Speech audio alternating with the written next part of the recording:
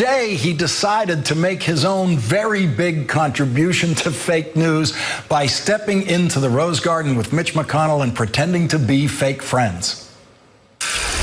Looked like a hostage video to me today in the Rose Garden. My relationship with this gentleman is outstanding, has been outstanding. We're together totally on this agenda to move America forward.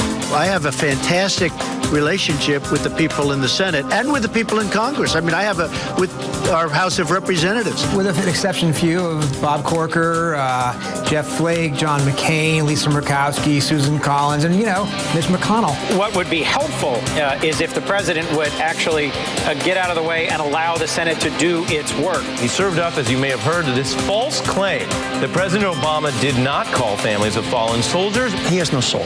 Did we elect the worst person on this planet?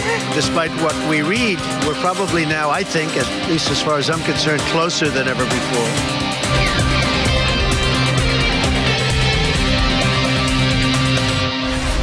The President of the United States had a meeting today, followed by a press conference that no other president in history has ever had to have. The majority leader of the Senate had a meeting today, followed by a press conference that no other majority leader of the United States Senate has ever had to have in the history of the Senate. The president and the Senate majority leader are both in the same political party, but they had to have a meeting today, followed by a press conference, to try to prove that they don't hate each other. And I mean hate each other with every fiber of their being. But we know that Donald Trump has given Mitch McConnell more reason to hate him than any president has ever given a Senate majority leader. And we know that Donald Trump uses Twitter as a tool of his hatred, and that no president has ever launched public attacks on the Senate majority leader of his own party until now. Can you believe that Mitch McConnell, who has screamed repeal and replace for 7 years, couldn't get it done? Must repeal and replace Obamacare! Exclamation point. And of course, the only problem I have with Mitch McConnell is that after hearing repeal and replace for 7 years, he failed. That should never have happened! Exclamation point.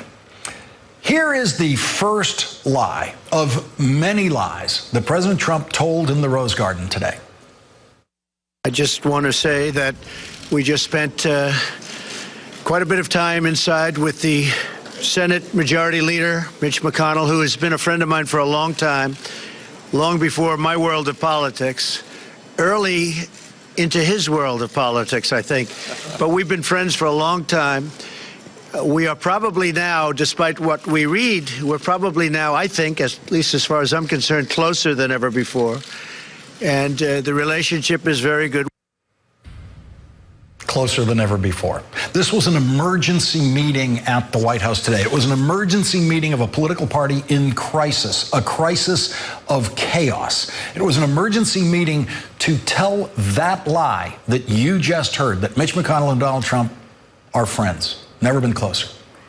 Because this weekend, Steve Bannon, who went from running a right-wing, hate-driven website to the Trump campaign, to the Trump White House, and is now back at that website, said that he will oppose any Republican senator's re-election if that senator does not attack Republican Senator Bob Corker, pledge to support the elimination of filibusters in the Senate, and pledge to vote against Mitch McConnell for majority leader.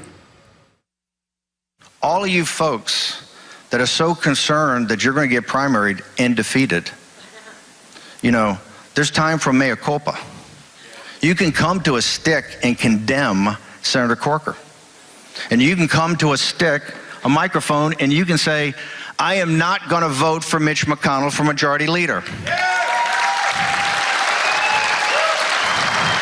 And you can come to a stick and you can say, I'm going to do away with the filibuster so the president can implement his program.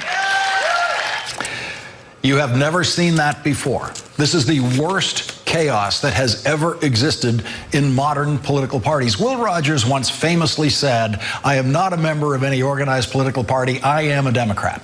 And it is true that for most of the 20th century, the Republican Party was more disciplined than the Democratic Party.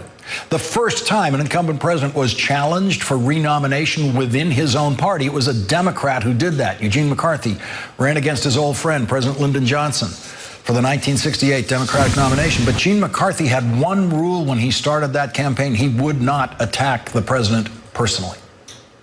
No one has ever quit working in a senior advisory role in a Democratic White House and then instantly begun attacking the Democratic leader of the Senate or the Democratic leader of the House of Representatives. We have never seen this kind of open public chaos in a political party. And anyone who tries to compare any of the stresses within the Democratic Party to what's happening within the Republican Party now is just wrong. Totally and wildly wrong. There is no comparison. There has never been chaos like this in a political party because Donald Trump has